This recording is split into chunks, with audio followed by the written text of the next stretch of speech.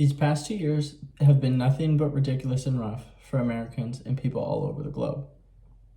Hi, my name is Jason Porter, and today I'll be explaining how COVID began, how we're slowing the spread, and what we need to do to squash it once and for all and leave it in the past. I'm taking the lead on this because I personally have never experienced COVID firsthand, although I have had family members and close friends also receive this virus, but I have somehow managed to elude it.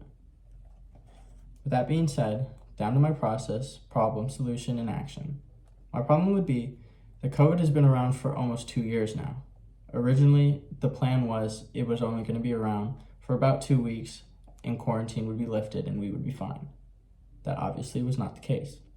My solution for this would be to reduce the chance of obtaining the virus and minimizing the disease as a whole. My action to be put in place would be to stay in our own bubbles, mine and yours included, and being respectfully hygienic to our friends and peers, including our pets. With that being said, down for my problem. Beginning in Wuhan, China, in December of 2019, the virus became known to man, ready to change the world as we knew it, whether we were ready or not.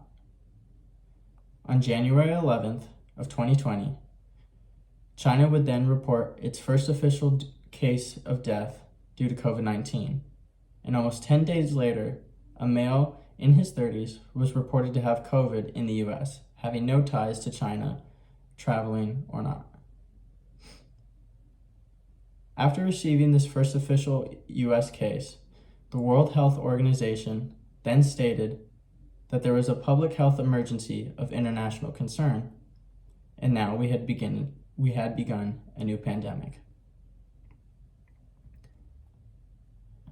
The first official death in the US was reported on February 28th in Kirkland, Washington, at the Evergreen Health Medical Center.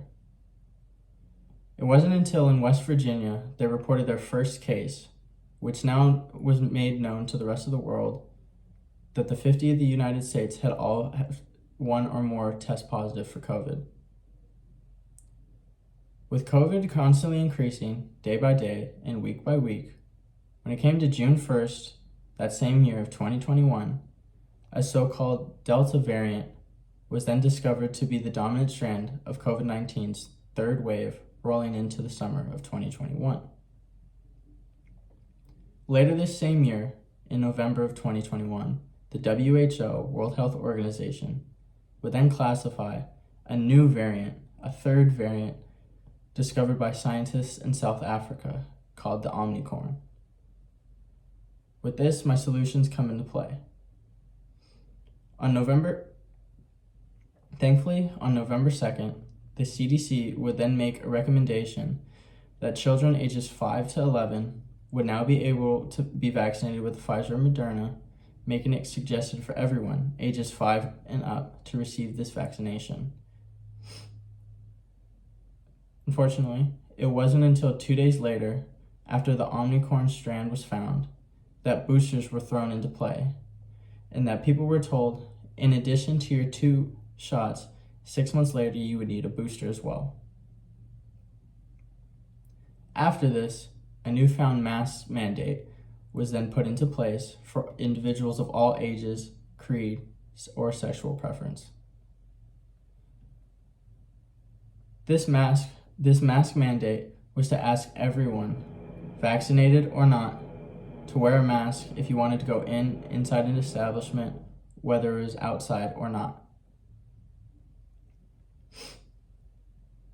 By this time, it was up to people to trust the vaccine effective plan and how the government intended for this plan to pan out.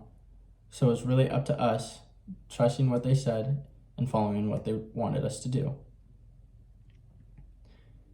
As time went on, new cases seemed to plateau for what we thought, until cases would then rapidly spike again in the summer due to protests, taking a turn for the worse yet again, something that would take us even longer to recover from. Due to the lack of trust and ability to follow directions placed simply for our own protection, California was then forced to require rules put in place when lifting the quarantine on June 15th, saying that it was required, no matter your vaccination status, halfway done, completely done, or not even started. No matter what, you needed a mask anywhere you went outside. Luckily, this brings us to my actions. After a year, the US slowly began to figure it out as the rest of the world was able to quarantine properly and receive less cases, leaving this variant in the past and all of its friends. In hopes to increase the die-down process, it is important that we find ways to stay in our own bubble to stop the spread, and following CDC guidelines of social distancing, mask protocols, so we can help reduce the risk of infection. With that being said, it is also nice to avoid the 3 C's.